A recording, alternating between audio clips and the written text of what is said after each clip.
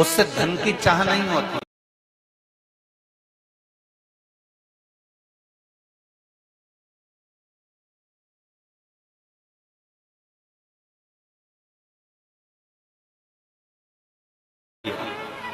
जिससे प्रेम करो ना, उससे गाड़ी और बंगले की चाह नहीं होती। जिससे प्रेम करो ना, उससे मोबाइल के बैलेंस की चाह नहीं होती है। जिससे प्रेम करो, उससे एप्पल के मोबाइल की चाह नहीं होती है। जिससे प्रेम करो, उससे चाउमीन खाने की चाह नहीं होती है। जिससे प्रेम करो, उससे पानी पूरी खाने की चाह नहीं होती है।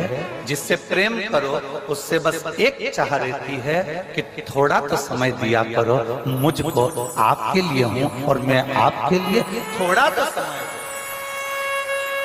जिससे प्रेम होता है बस समय की चाह करती है। पत्नी पति से कह देती क्या है फालतू का लफड़ा लगा कर रखा है, दिन भर दिल्ली जाना, नोएडा जाना, यहाँ जाना, वहां जाना, वहां जाना।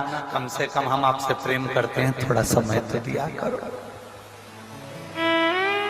बोलो जी, क्यों सही बात है कि गलत है? जम के बोलो जरा, सही है ना?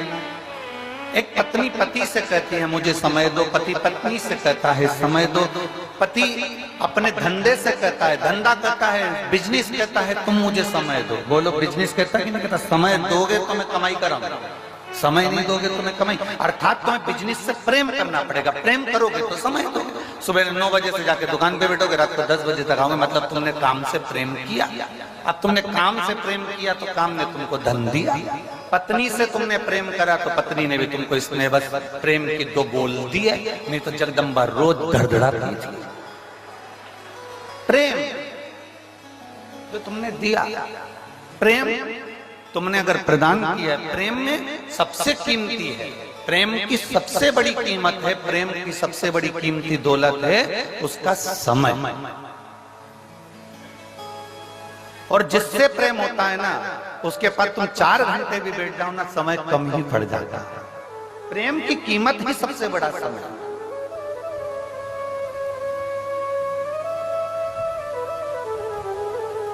अब गुरु को क्या चाहिए? चांदी के घड़ा ला कर दो, गुरु कभी कहता है? जम के बोलो जरा। गुरु कभी कहेगा कि मुझे गाड़ी ला कर दो, गुरु कभी कहेगा कि मुझे बंगला बना कर दो, गुरु कभी कहेगा कि तुम मुझे ये ला कर दो। गुरु केवल एक बात कहता है कि मैं हूं, तब तक थोड़ा समय दे दिया कर। समय देगा तो एक दिन वो समय तुझे भी कुछ ना कुछ जरूर देकर जाएगा ही। गुरु को क्या चाहिए? समय। पत्नी को क्या चाहिए? समय। पति को क्या चाहिए? समय। व्यापारी को क्या चाहिए? समय। क्योंकि जिससे हम प्रेम करें उससे हमें समय की अनुकूलता, समय प्रबलता में चाहिए। अब यहाँ तक तो बात समझ में आ गई कि आपको समय की कीमत समझ में आना चाहिए, पर आगे तुम्हारे स्मरण में आना चाहिए कि वही समय जो तुम,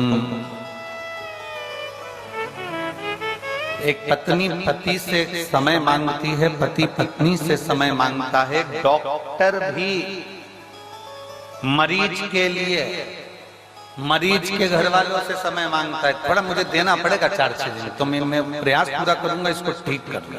समय दोगे तो ना।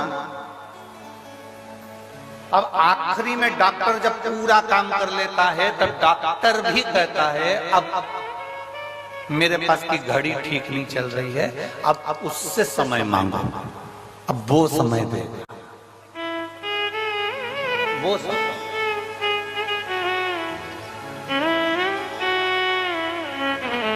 और अब उससे प्रार्थना करी, उससे निवेदन करा, उससे विनती करी, उससे चाकरी करी।